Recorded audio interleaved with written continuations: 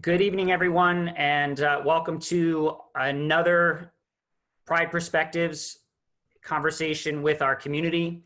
It's a pleasure to welcome you and all of us at Trinity-Pawling. We hope that you've had a fantastic summer amidst all that's going on, especially locally for families that just were part of our tropical storm. Families are just getting their power back, so we hope that those who were hit hardest by that are doing well.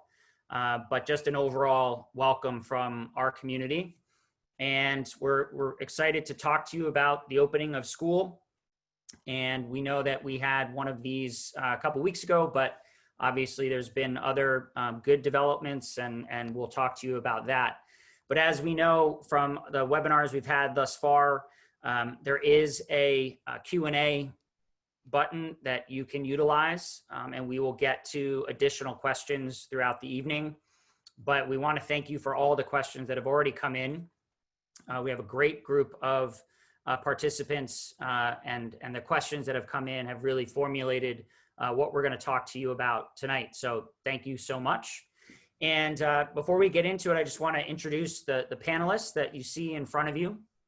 And as you all know, with our Zoom and in these webinars, you can either watch it in speaker view or gallery view, whichever is better for you and your computer. But I'm just going to go from my computer screen, and we'll just go from top to bottom. But tonight we have Dutch Keel, Dean of Residential Life, Josh Collins from the great class of 1995, Dean of Students, Tammy Hara, Director of Nursing, Dave Karate, Associate Head and Director of Studies, Brian Foster from the class of 1979 and Director of Athletics, of course, Headmaster Bill Taylor, and Kate Vengrove, who is our Director of Engagement. And I'm going to let Kate talk a little bit about her role and how she will impact the lives of the families on this call. Kate? Sure, great. Thanks, JP. And good evening. I'm Kate Vengrove. I'm a current parent and the Director of Engagement here at TP.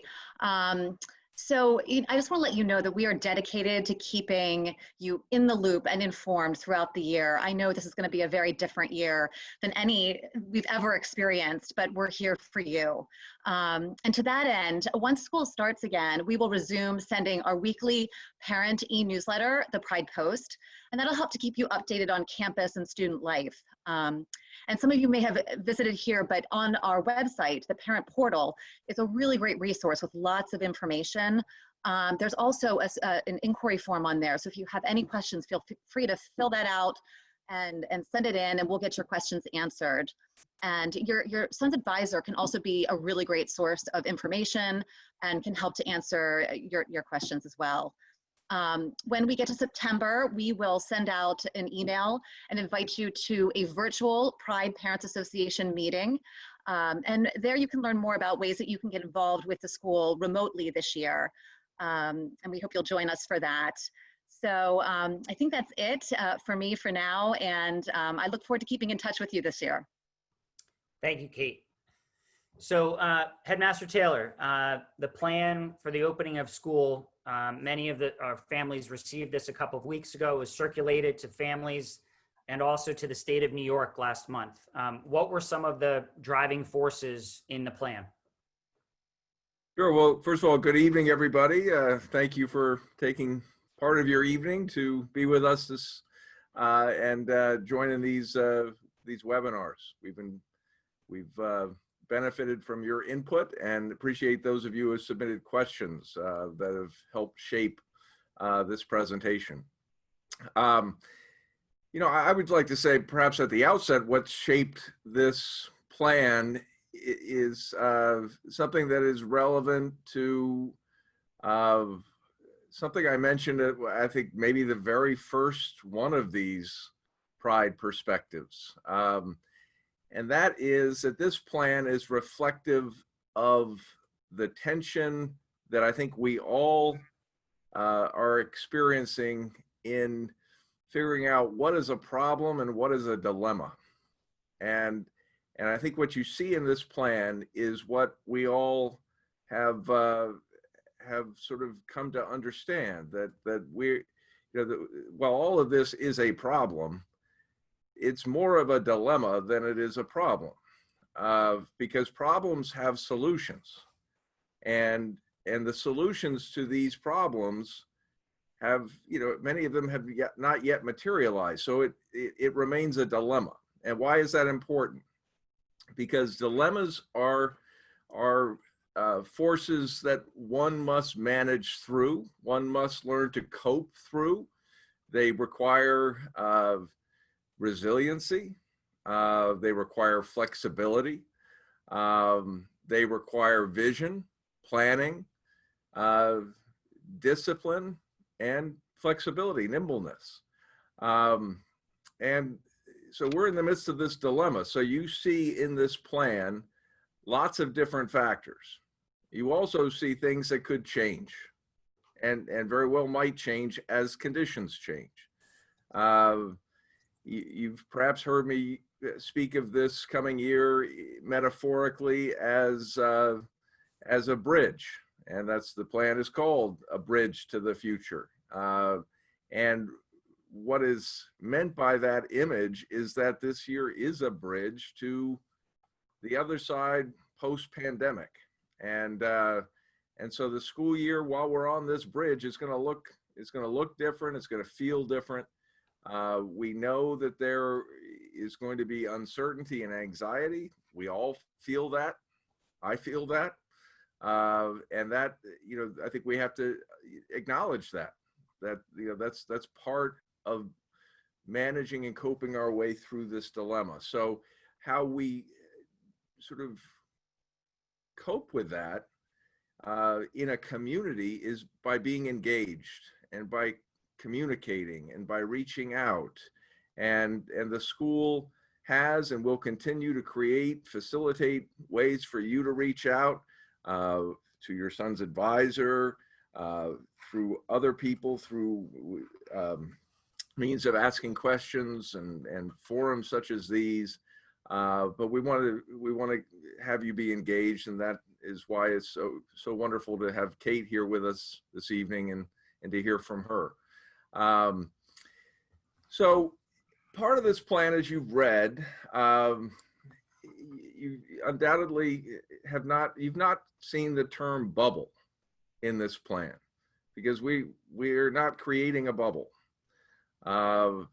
We are a very dynamic community with many day student families, with most faculty live on campus, but many do not. Some are commuting in.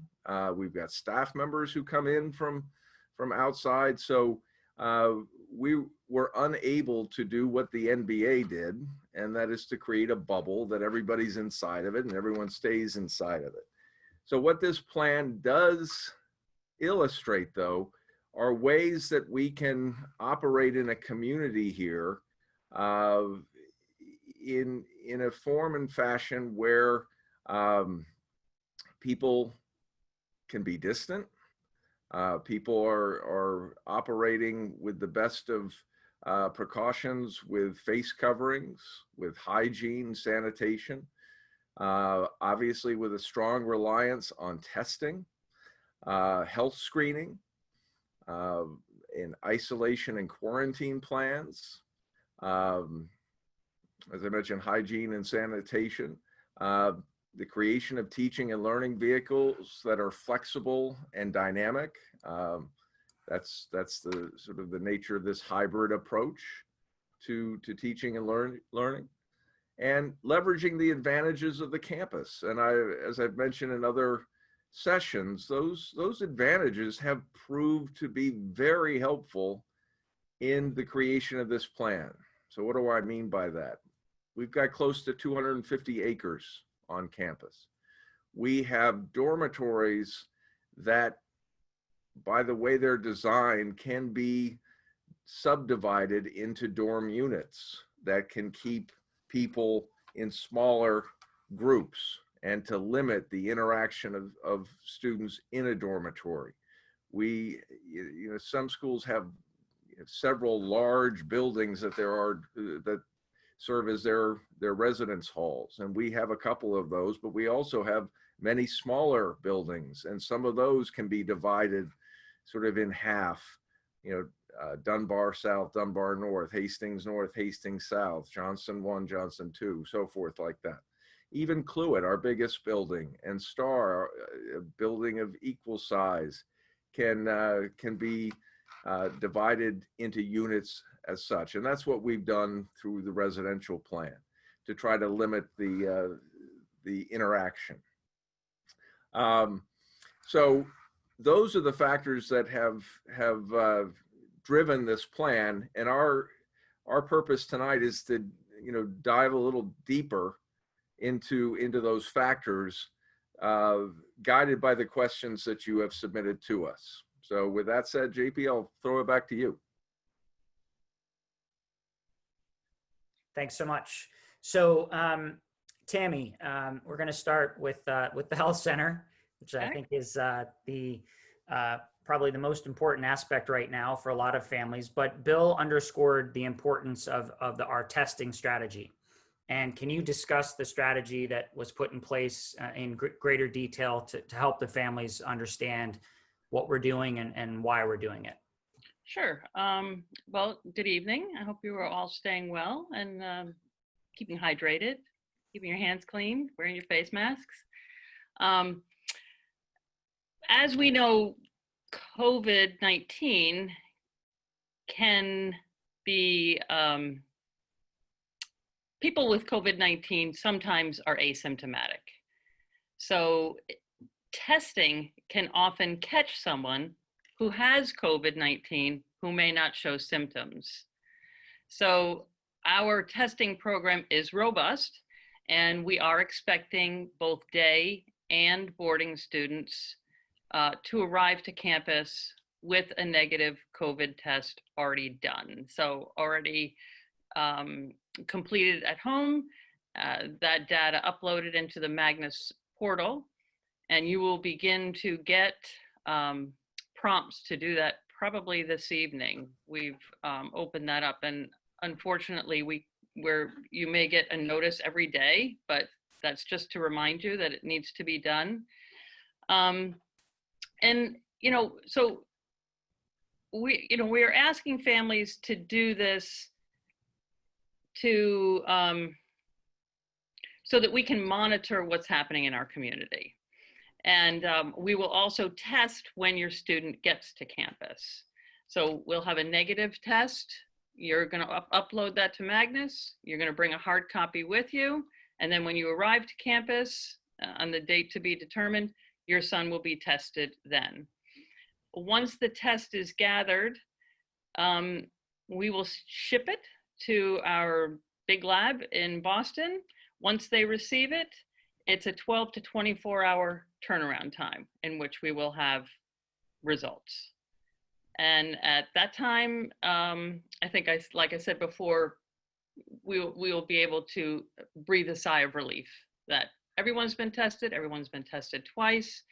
And at that point, we can then, kind of relax a little bit, if I will, just we'll be assured that we're in a good place right now.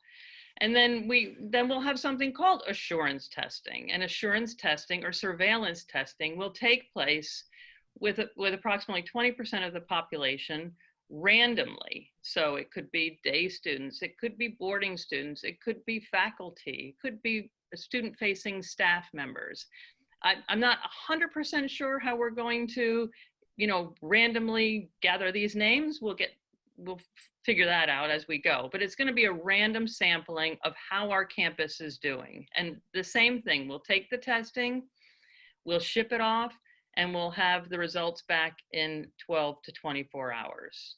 So should, unfortunately, we have someone test positive, we'll be able to gather that data and start doing our contact tracing immediately. And I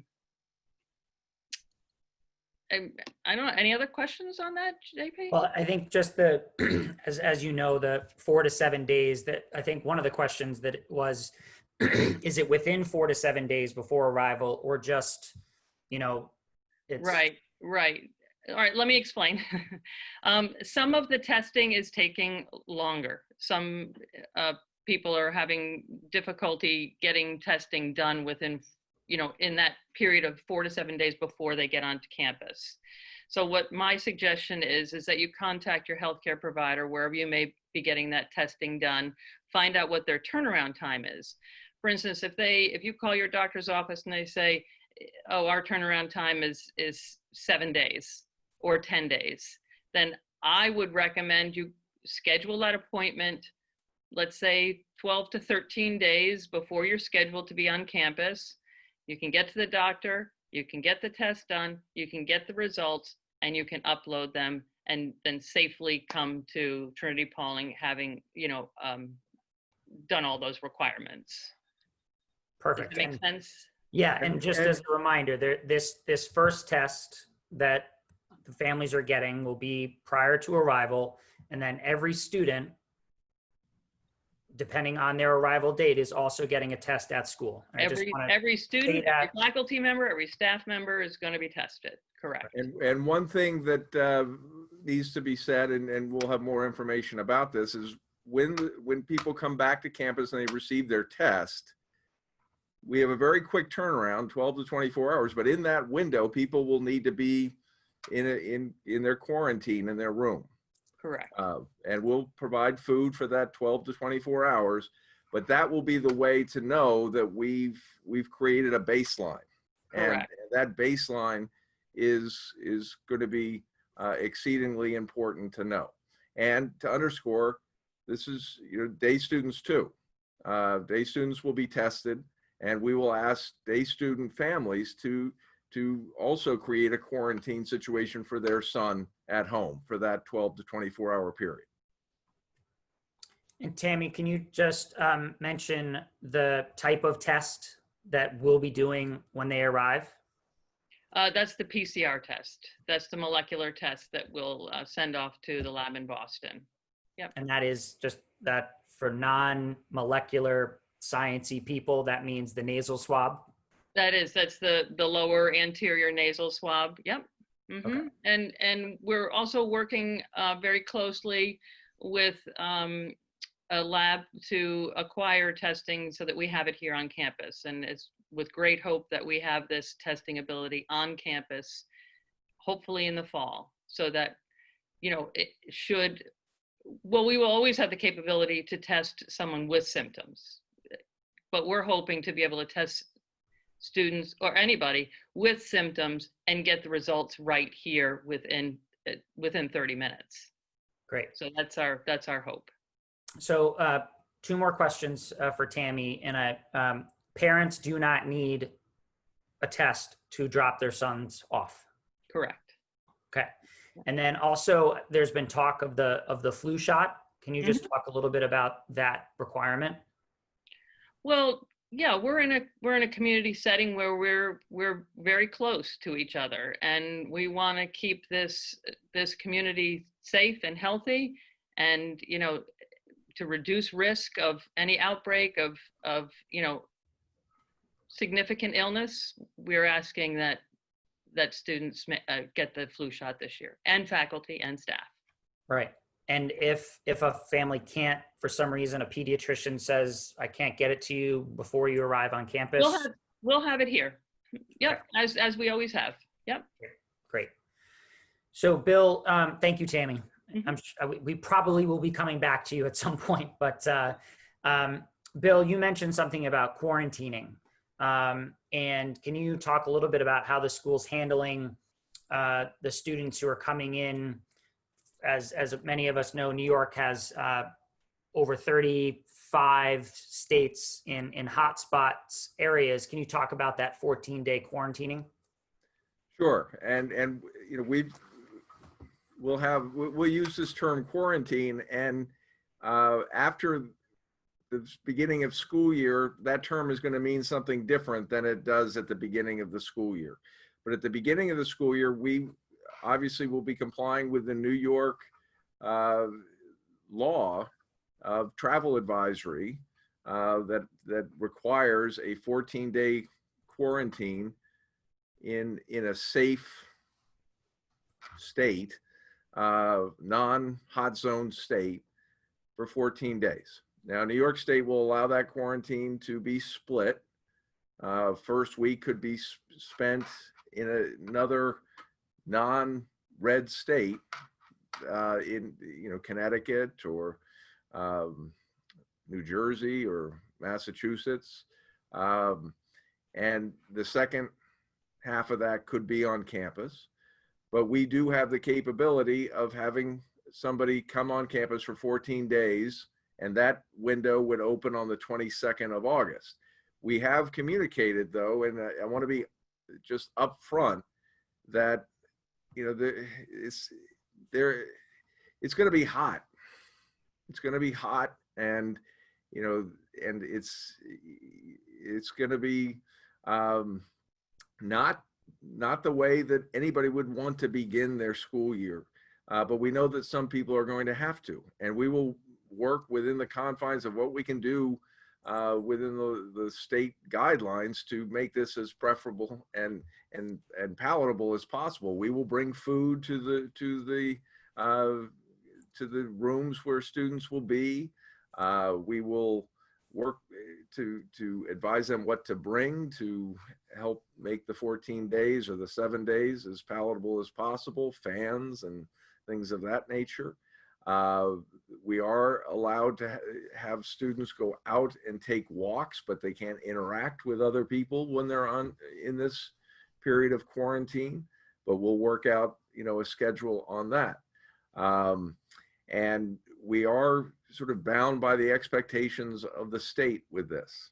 And so we do expect to have some students coming back on the 22nd for a full 14-day quarantine. We expect to have some students come back beginning on the 29th, 30th, and 31st who have been quarantining for a week, and they will quarantine for the second week in a dormitory where other people are quarantining. So we can't have somebody come back who's been quarantining for 7 days in Connecticut and go into a dorm that the person living next to them is, coming in from Connecticut, who hasn't had to have the 14-day quarantine. So that has created some real logistical challenges for Mr. Keel as we work to create the dormitory units. And he can explain a little bit about that in a moment. But after we get through this opening period of the first weeks of school, we will have a quarantine dorm that will be the second floor of Johnson Hall, where students who perhaps have been exposed to a student who has tested positive, and we will use the standards of what would be a significant level of exposure, 10, 15, 20 minutes in close contact with a student who's tested positive. We can use that quarantine dorm as a place to have a student go to and then monitored for their length of quarantine. And that monitoring would determine if they would begin to show symptoms of the virus. And if they were to begin to show symptoms of the virus, that student would then be taken to the health center and be tested. We'd figure out the testing. If they tested positive, they would be isolated, until which time they would be picked up and taken home or to the home of a guardian. So there is a difference between how we use the term quarantine and how we use the term isolation. So Dacha, I mentioned sort of a little bit of how this is playing out in your creation of the dorm assignments, but perhaps you can talk a little bit more specifically of what this will look like in the first couple weeks. Yeah, and first of all, it's great to see all of you guys online. I'm very excited that we're about ready to get started again. I missed all of you. I got to see a lot of you when you were picking up your stuff, but it'll be good for a longer period of time than just meeting you masked on the top of Cluid. So as Bill outlined, there's a lot of, there's two different groups that would need to quarantine upon coming to campus. And I just there've been several questions to me about this previously, and I just wanted to clarify. The CDC recommends that anyone who's been traveling internationally needs to quarantine for 14 days. The state of New York has laid out, and it changes very often, a number of students who need, a number of individuals from certain states that need to quarantine for 14 days. And that list changes. And, there's 5 families out there who I reached out to yesterday because you had been on the list, but yesterday Governor Cuomo removed Rhode Island and New Mexico and Ohio from that list. And so the quarantine requirement is no longer in place. What that's going to look like at the beginning of the year. There's some dorms that are composed of individuals who will all need to quarantine together. And so you would come in and move directly into your space. There are some individuals who will be coming on the 22nd who will come spend their 14 days in quarantine and then move out to a different dorm assignment. And I could go into a very long process of my logistics and planning. I assure you, and it took a lot, but just realize that those folks, when they come, will be separated from the community for 14 days. We will bring food to them. We'll bring snacks to them. We'll have an ability to check them in. We will have communication with them. We will figure out a way for them to get out and get some fresh air while maintaining all the physical distancing we could possibly, expect to do so. I think that's really good for their mental well-being. One of the things Headmaster Taylor mentioned was that, there would be things that could make the individuals more comfortable when they're here. And that is 100% true. We are actually going to ask all students to bring fans who are boarding. And part of that is just to generate negative pressure in rooms, which seems to be a recommendation that a lot of schools are following. After those 14 days and individuals who are moving into those spaces on the 22nd should be out of quarantine right about the time classes are beginning, which is good. And for the entire dorm unit, all those folks would be clear of their quarantine by classes beginning. That's probably a good segue to speak a little bit about how to segue into the arrival plan for the 29th, 30th, and 31st. Yeah. So as Tammy mentioned, in order to facilitate testing, and since there's a turnaround period of 12 to 24 hours, we are going to have students come back by dormitory unit. In years past, we've done that very differently. We had all of our seniors come back, and then all of our new students come back, and then all of our returning underclassmen come back. Which begs the question, what dorm does my son live in? And plaintively, I do have all of those assignments made. I think I have a workaround, but for the last 3 days, I've had trouble with our database. I've learned a lot about databases in the last 3 days, and I haven't been able to pull that information out. I believe I have a workaround. I think that it's going to come tomorrow. I'm really trying to get this out. It is of my highest priority. After you see what dorm your son would live in, on the parent portal, we'll have a list of what dorms come by which day. So then you'll have an idea of the day. The next step is at some point, you'll get pick a time, just like we did with the coming to campus to pick up your things. And I believe we'll probably use pick a time again, but I'm waiting for confirmation that application will fulfill all the needs we need. You'll be able to sign up for certain times to come onto campus. When you come to campus to drop off your son, there will be a procedure to allow for a lot of physical distancing. There'll be, you pull up in front of the Smith Fieldhouse and meet with the nurses, get tested, pick up your keys, and then go about it. So there'll be more information about the specific move-in. Hopefully very soon I will be able to get you the information about the specific day and the dorm your son will live in. Okay. Thank you, Dutch. And I'm sure might be some more questions about that as well. But just to clarify and kind of sum that up, moving in by dorm, dorms will be sent out to families in the next, hopefully, 24 hours. And there will be, for instance, Barstow will move in on a certain day. Owen will move on a certain day. Okay. Can I answer one question that I saw in the chat? Yeah. Obviously, between the time when a student is residing in a quarantine room, before another student would need to reside in there, we will thoroughly disinfect the room, 100%. Great. And also, another question came in right after that one. Yeah, it's August, September in boarding schools in New York. It's warm. And so, depends on the weather. It could be a beautiful fall night and it might be 70 degrees, but the majority of August and September are pretty warm. So that's why we're asking to bring fans, just to make sure to circulate the air out. And also you might even bring a second fan to have in your room. So, and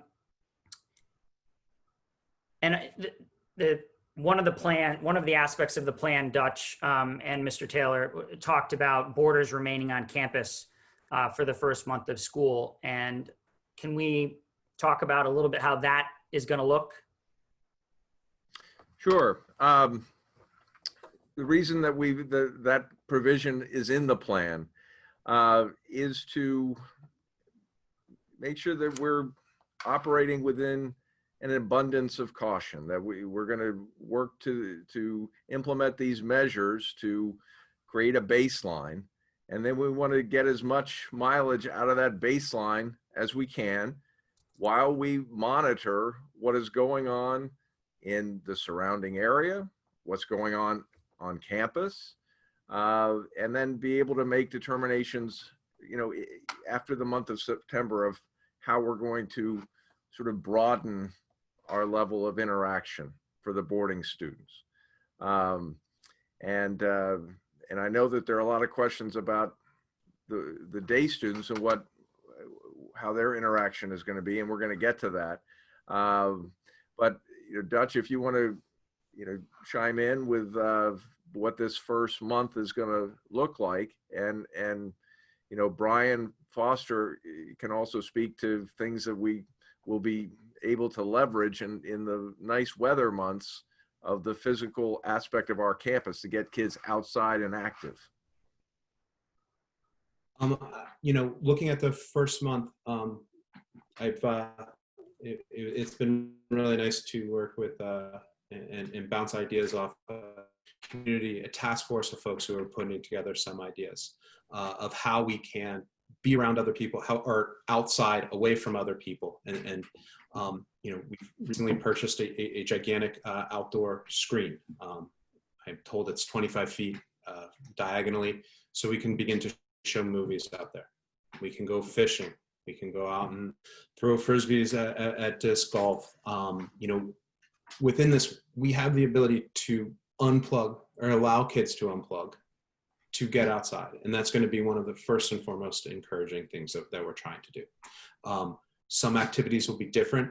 There won't be less activities on the weekends. And I think, one of the things that we've worked on with all of these different strategic tasks that we've had is really looking at different ways to keep the boys active, obviously on the weekends, but also just in terms of different activities. We've got a new mountain biking team being put together. So there's a lot that we can do, and we're going to work as a community to be active and engaged, and keeping your sons, safe as well. So before we transition, I wanted to just go back to this whole idea of a dilemma, because listening to how we're describing this first month, it's a lot different. Maybe people are saying, well, that's not very appealing, but it's reflective of the dilemma. Now, here's sort of how I look and how we've been looking at this dilemma. There's an obligation to do the best we can from the safety standpoint. And that does create restrictions. But we also know from the educational side that learning that's done in person through engagement in community is far more beneficial and successful than when you take those factors away. I think we did a pretty good job with the remote learning in the spring, but we all knew that it wasn't as good as how we could deliver our product when we're all together. And so in the desire to come back to in-person instruction in the way that is safe, it does create restrictions, but it creates opportunities. We're going to have a Frisbee golf course on campus. We didn't really have that, but we got 250 acres that we're going to more fully use. We've all talked about the desire, the goal to get students away from technology. And ironically, we had to rely on it in the spring, but now we'll be able to do things to get kids outside. All of that is reflective of how we manage our way through this dilemma.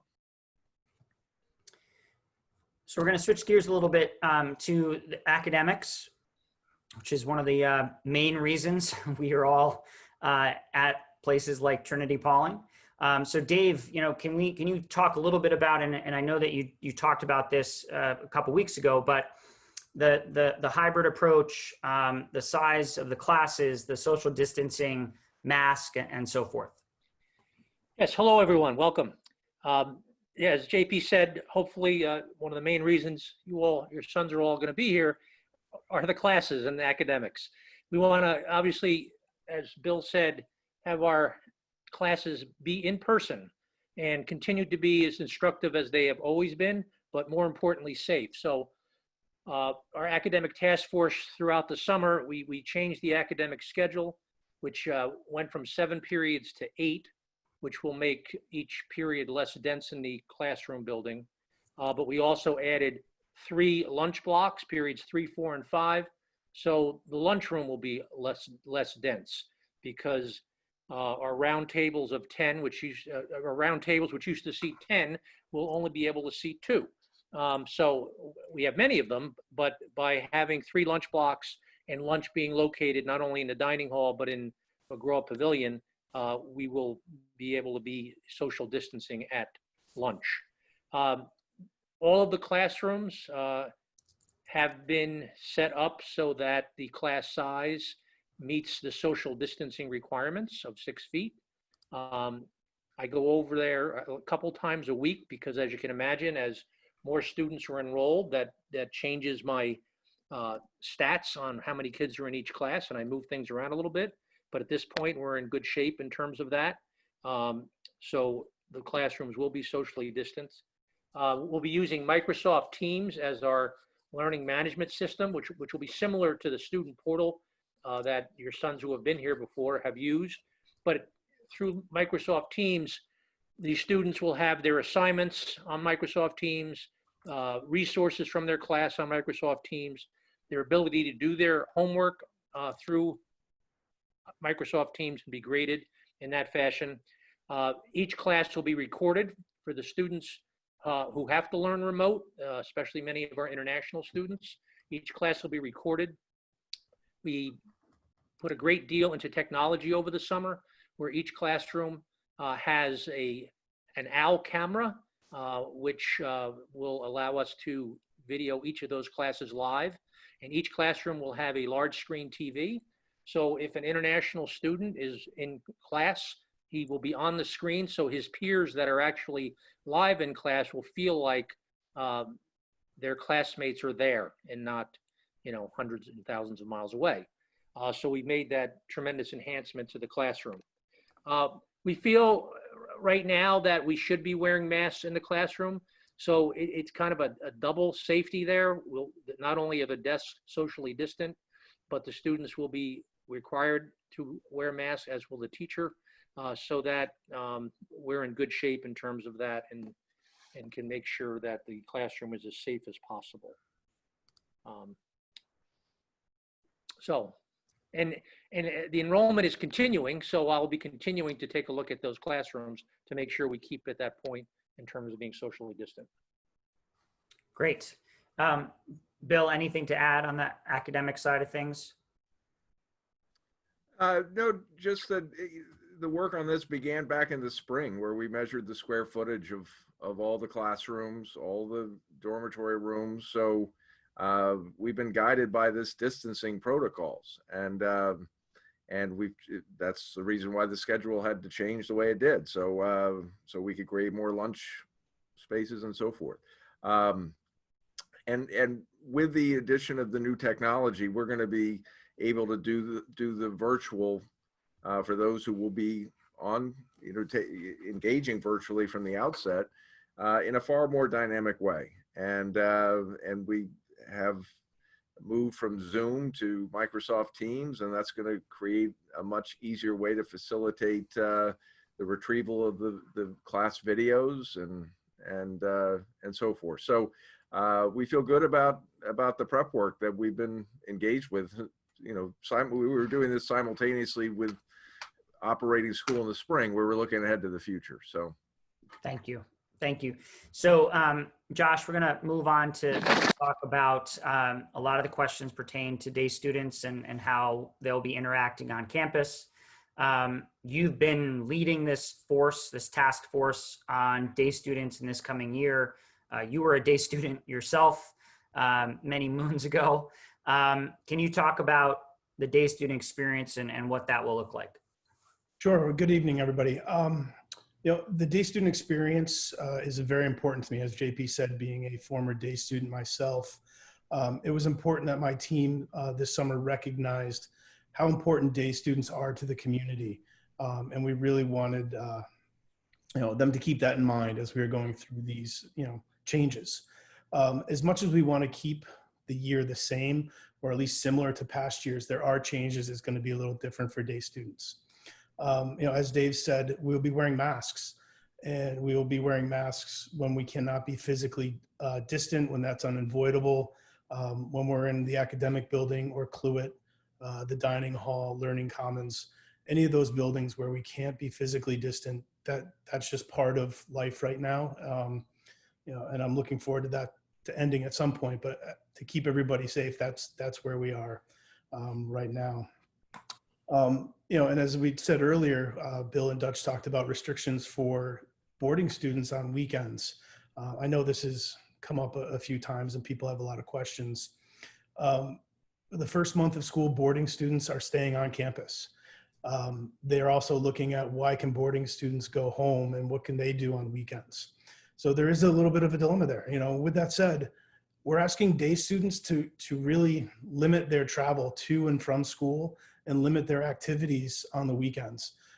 We're asking the parents, to help with that, and also the boys to honor the code of conduct that they're going to sign, that discusses how their behavior, their actions can keep everybody on campus safe. And it's more about the community of Trinity-Pawling, faculty, students, the families, everybody else. So we really want day students to adhere to those guidelines of being safe and adhering to the guidelines outside of school. And as I said, there is a code of conduct that parents and teachers, our parents and students will sign, and we hope that they will honor that contract. As I said, we're going to really rely on parents, because once those boys leave campus, it's on their honor and it's on the parents to help us out to keep our community safe. Now, with that said, if we feel that contract is being violated, that is a discussion with the headmaster and myself, that there's a potential that day students could lose their privileges of coming to campus, and they could go to a remote learning aspect if they can't follow that contract. Another difference this year is the daily health screenings.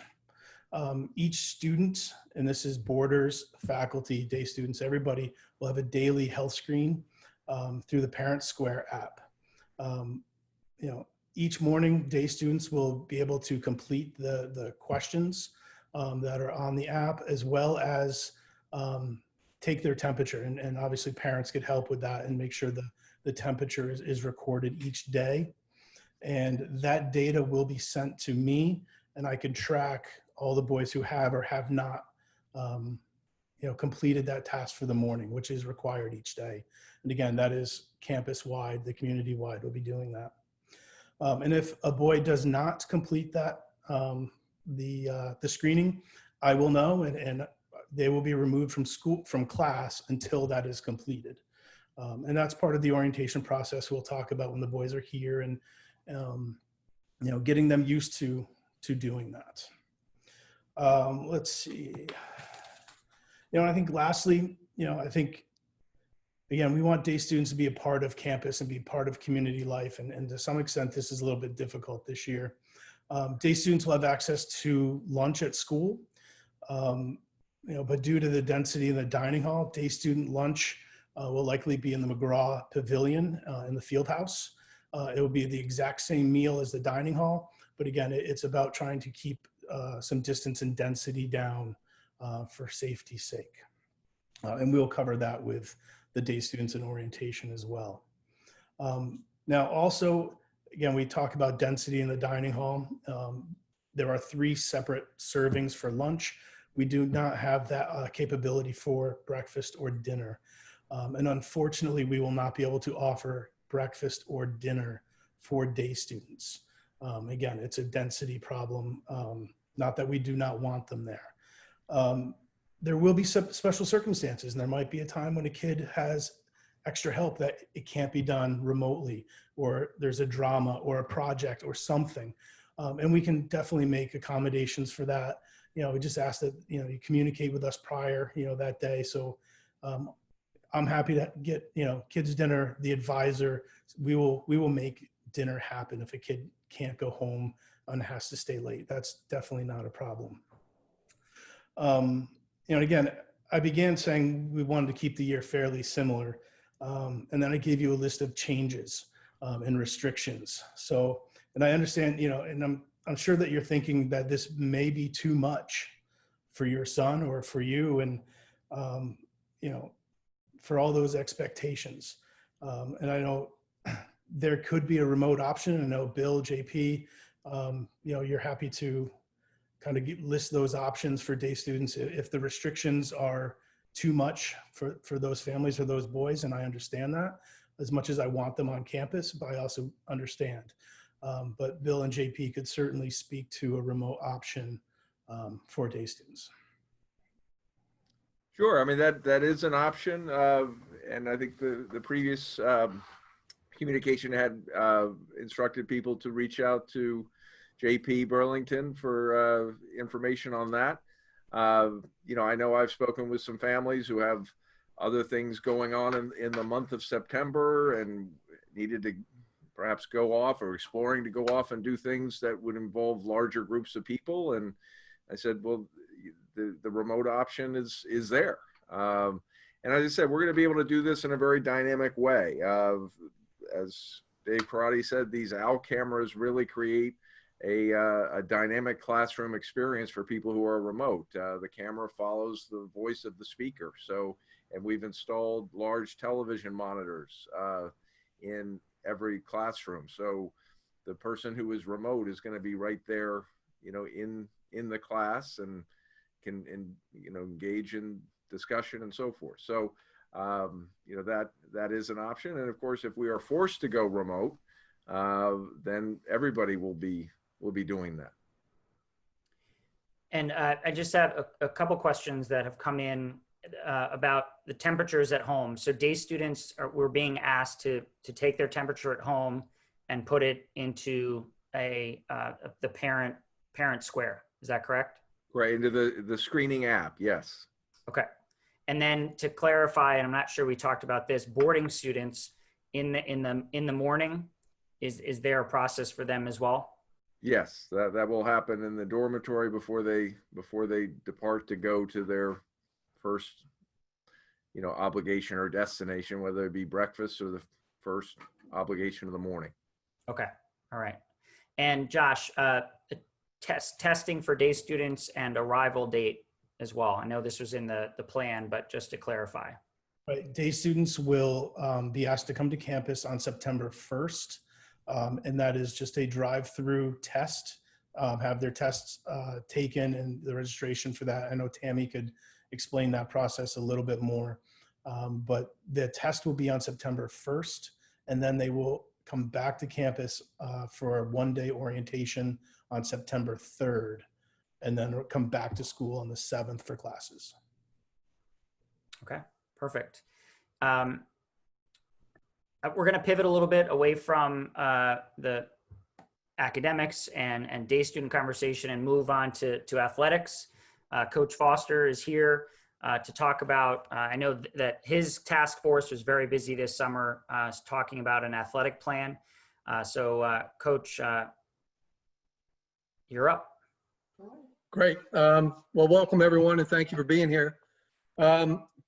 I've had many meetings with the varsity coaches here at Trinity-Pawling, and we've been trying to come up with the best plan possible for every student. And what we've decided is Monday, Tuesday, and Wednesday, boys, we basically will do fall sports. So football, soccer, cross country. As you heard from JP, we're going to add mountain biking. Farming is also an option. And then for juniors and seniors, the rec sport option is also available. And in that option, keeping the young men outside is the priority. Along with all of that, Chris Gilman is going to run a strength and conditioning program for boys who are interested in that. And that will be team oriented, but there will be times for other boys to be in there. And I can envision nightly and on the weekends before study hall, students having to sign up to be in the gym, to be in the weight room. We've moved the weight room around a little bit so that we think about 12 boys can be in there at one time. So we'd have to monitor that. We'd have the guys would have to sign up, and we'd have to make sure there weren't more than 12 in different areas. Then on Thursday and Friday, if the boys would like to stay with their fall sport, they certainly can. But then we're going to open it up to all the other sports we offer here at Trinity-Pawling: hockey, basketball, baseball, squash, golf, lacrosse. And NEPSAC has decided that coaches can coach players out of season, which is phenomenal. It's not really what we wanted to happen. We would much rather be playing interscholastic sports, but since we're not, this is a great option for us. But along with those options, if your son is not interested in any of those things that Dutch was talking about before, there might be a hiking group, there might be a fishing group, there might be a ultimate frisbee group. Instead of purchasing some of the things I usually purchase in the fall, I've gotten flag football things, I've gotten volleyball equipment, I'm buying 30 tennis rackets. So people can be outside and do some things that they like to do. And I just want to speak for a second about the weekends. We're hoping, after a month or so, that we can do some other things. Maybe we can have an inter-squad baseball game.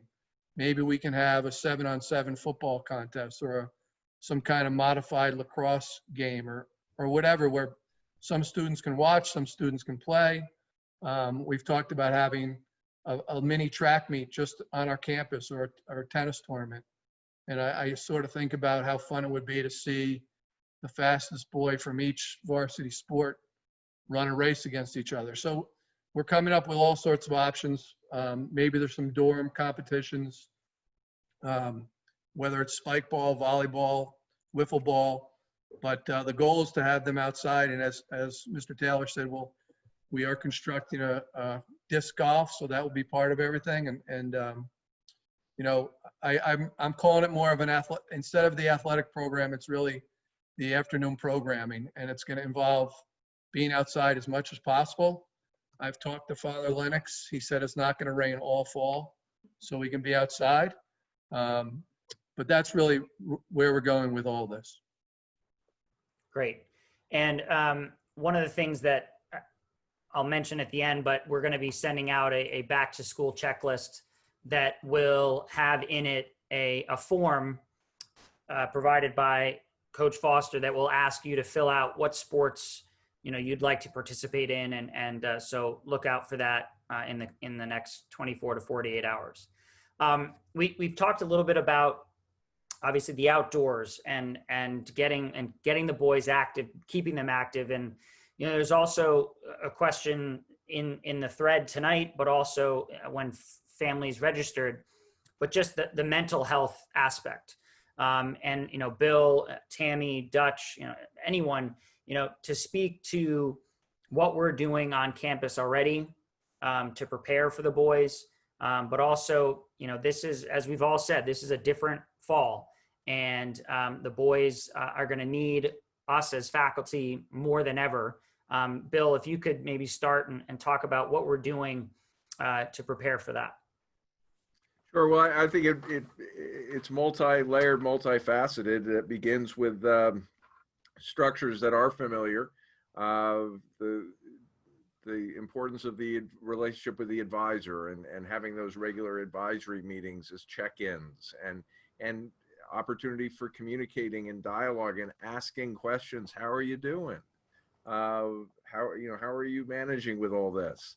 But then we have additional layers, but it all relegates to the strength of the relationships, and the proximity of those relationships. I know that aspect of the mental health strain in the work that I was doing with my advisees last spring was perhaps one of the more challenging things, because people were at times having difficulty with all this, and trying to help through Zoom was better than nothing, but certainly not as positive as being able to interact face to face. So with that laid as a foundation, certainly Katie Berlandi, our Dean of Counseling, Father Lennox, our chaplain, Mr. Keel, all been working on a social emotional learning plan of opportunities to engage the students, opportunities for students to seek out engagement with folks who will be active in that plan, counseling, spiritual, and so forth. So we recognize this is a large component. We also recognize that this is a piece of the Trinity-Pawling experience that we do very, very well without a crisis. And so adapting what we do well to this crisis is just a matter of adapting to the safety standards and providing more opportunities. But that wheel has been well constructed for many years. Great. And speaking of wellness, but of a different variety, Mr. Keel, a question came in just about showers, bathrooms in the dormitories. Can you talk about how the protocol will be working in that way?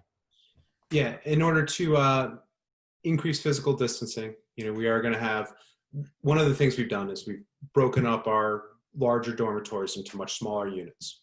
One of the reasons for this is also to make smaller units associated with one particular bathroom. We are going to ask the boys to, be aware and be like, hey, there's more than 2 people in here. I need to wait for a couple minutes. We're going to ask our students to wear masks in the bathroom, except when they're, brushing their teeth or in the shower, in order to help decrease the amount of aerosols that are spread from one person to another. Is that clear enough, JP? I think so. Yeah. And another, maybe Tammy, another kind of wellness on a different front. A question came in about masks, and I know that we're obviously requiring them, but I've heard and it sounds like there's a new CDC guideline about masks. but is there a requirement for our students and what types of masks that we're asking them to bring? Well, what did you hear? Like maybe I missed something. Well, I didn't, but one of our participants wrote in, are you regulating the type of mask required per recent CDC guidelines that were just released? So, Well, I think I did hear something about the bandana and what's that other thing the other thing they're not quite as effective and as the surgical mask or the cloth mask. But I'm sorry, I can't say anything more about that. okay, so obviously we'll do some more. We'll be digging on that as we go through. Mr. Taylor, a question came in and just about the social distancing aspect, but also us being together at morning meetings in chapel. How do you see that looking for the fall? I think as we begin the school year, we want to leverage being outside as much as possible. So I sort of envision smaller chapels, maybe grade level chapels happening outside, and then seeing how we can figure out the whole distancing inside the chapel when we need to go inside. And that can be done by breaking it down into smaller groups and making sure that we mark out spaces in the pews and we don't sing and when we're inside and really following the medical and scientific guidance on limiting the exchange of these aerosols. Okay, great. And I know we're also going to be very creative in the ways in which we, again, use our facility. But I know Father Lennox was talking about having, chapel out by the pond and, just being, again, because he's already told us that it's not going to rain. So we're going to be able to utilize all the great hills and spots that we have on campus. So another question that came in, and it's actually not a question, but just for everyone on the call, parents have already said, volunteering to supply equipment. So Coach Foster, is there an opportunity for families to send in, whether it's spike ball or bocce or ladder, or can the boys also bring their own sets of spike ball if they have it? I would think they can bring whatever they'd like. If somebody would like to donate something to me, just email me and we can, or text me and we can call back. We can go back and forth about. I just want to be able to store it and have it in a safe place where, whoever wants to utilize it can. But certainly the boys, spike ball, bocce, things like that. Certainly they can. I think they'd be fantastic. Great, thank you. And I apologize if I sound like I'm going from every different direction, but questions are coming in different varying ways. So one, just to go back to the mask, Trinity-Pawling is not providing masks as a whole. We do have them in the school store for purchase, but we are asking the boys to bring their own masks to campus. And Dutch or Bill, what is the amount that we've stated? A 14-day supply. Okay. And the reason for that number is that we want the boys to send them out with their laundry. Right. To make sure that they're getting cleaned on a regular basis. And as a reminder, just for those who are new, laundry goes out Monday mornings. ENR Laundry, fantastic company that works with boarding schools and colleges all over the U.S. Maybe not the U.S., but in a lot of places. And it goes out Monday and comes back Wednesday afternoons, and most of the boys get it Wednesday afternoon, evening, or Thursday. Yeah. It might be Thursday. We're working through our procedure to make sure that it's a small room is the whole thing, but your laundry will be there. And they're a very good company. I agree with you. Yes. And for those of you who are boarding students, the laundry is just a part of your contract that you've already signed. And so you'll have a laundry bag. Actually, this leads us into something else. For all boarders, your laundry bag will be in your dorm room. Any packages that have been sent to Trinity-Pawling via Amazon, Target, or what have you will be in your dorm room. And Mrs. Ferraris wanted to point out that the school store, we won't be able to have a normal long line at the school store buying sweatshirts and so forth. But she has said that you can place orders online. And again, that order will be in your dorm room, in your son's dorm room. And she just, this will be sent out, but I just wanted to read exactly what she wrote. You have to order by a certain date. And any students that are arriving for that August 22nd quarantine, you'd have to have it done by the 21st. But of course, some of those we can also, for the kids on campus, if they order it while they're on campus, we'll be able to help them out.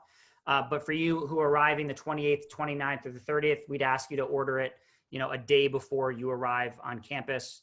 And obviously day students, you can pick up anything that you purchase on the 3rd when you come for your orientation. So Mrs. Ferraris wanted to let everybody know, and the masks, the gaiters that she did purchase are pretty cool. They're obviously branded, and I'm looking forward to putting one of those on myself. So, JP? Yes, go ahead.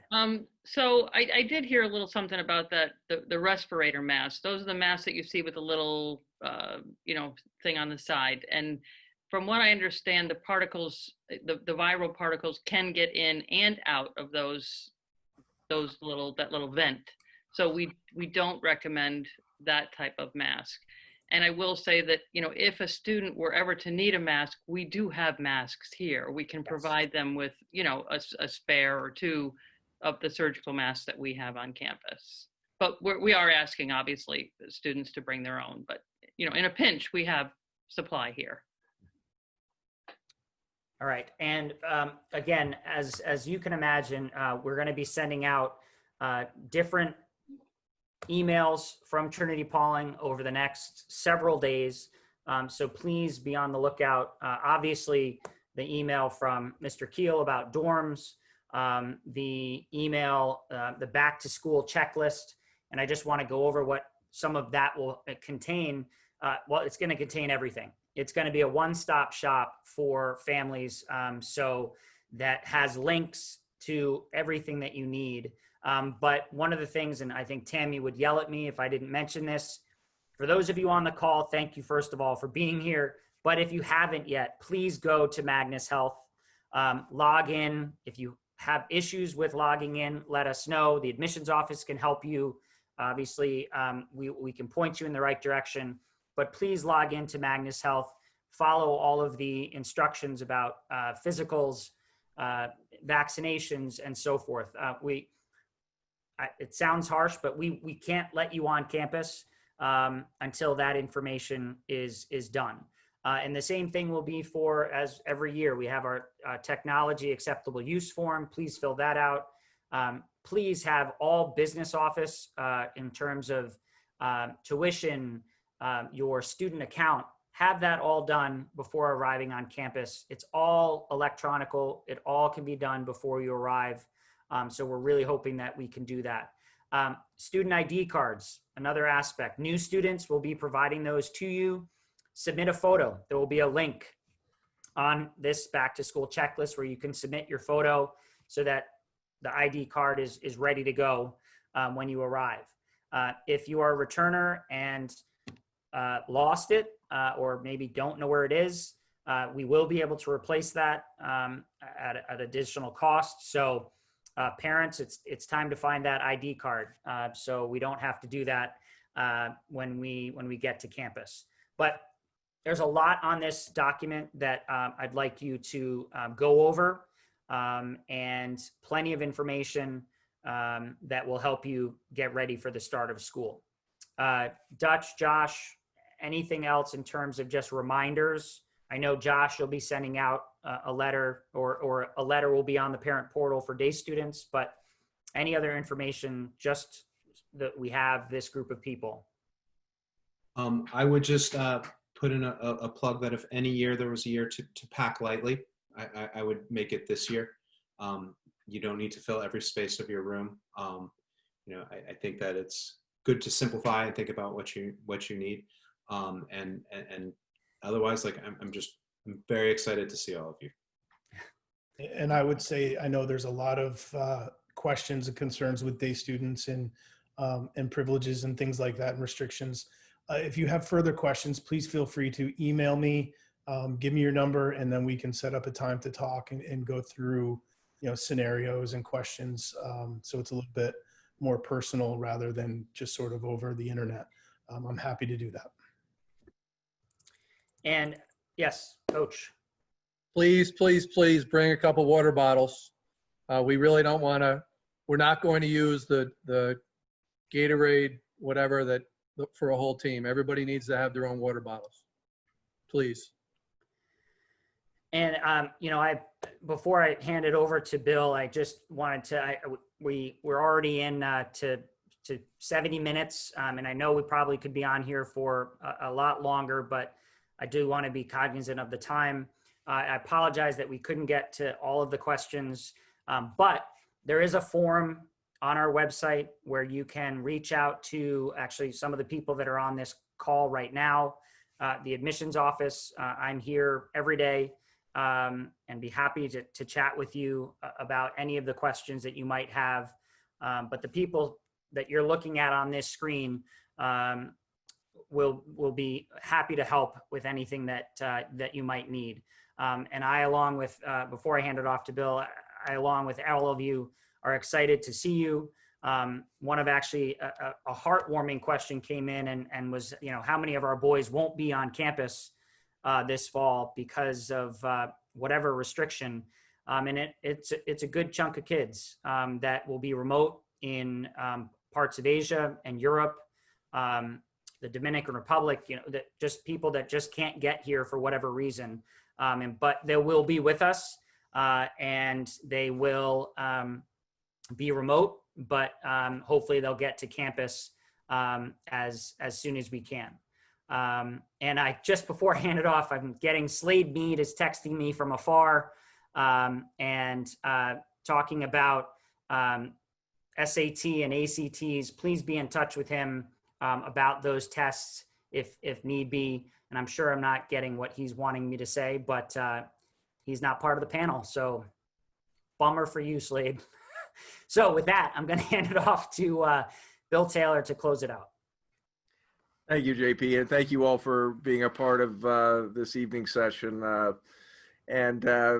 school has always valued the partnership we have with parents, and it's such an incredible aspect of our ability to work collaboratively together to provide the best educational experience for your son, our students. And I think if ever there is a year to really lean into that partnership, it's this one.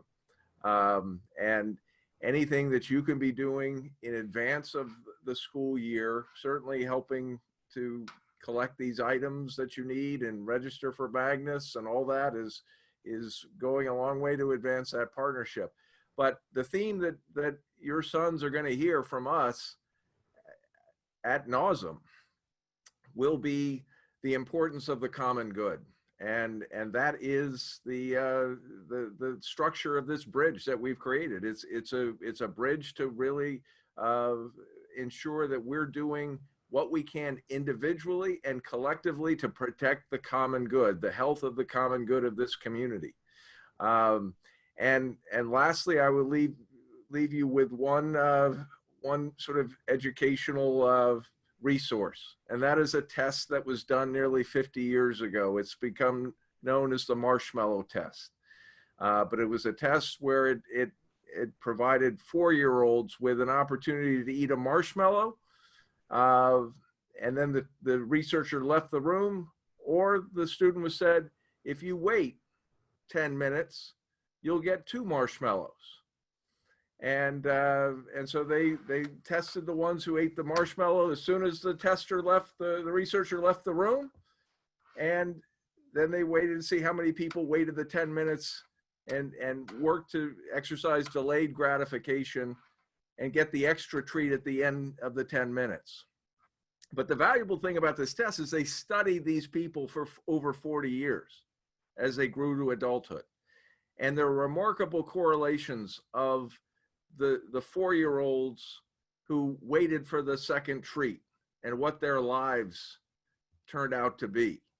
They were healthier. They had a better outlook on life. They had a demonstrably better developed sense of self-discipline. And there's a lesson there for us as we prepare for this post-pandemic. And that is, we're going to be delaying a lot of gratification. There are these modifications that we put into place. But if we're successful at implementing, not 100%, because we know it's going to require re-education, but if we are successful in doing this, the gift we will be giving to your sons will be a gift that will last a lifetime. The resiliency, the self-discipline to help them navigate an extraordinary challenge. We will all benefit, but they will really benefit because their lives are ahead of them. Let's take advantage of this opportunity to help build these resiliency skills, and we can do that together. Thank you, Bill. Thank you to all the panelists for taking time. And of course, thank you to the families who joined us tonight. We really appreciate it. And again, we look forward to seeing you in a couple weeks. I can't believe I'm saying that, but it's finally coming, and we're excited to have the boys back.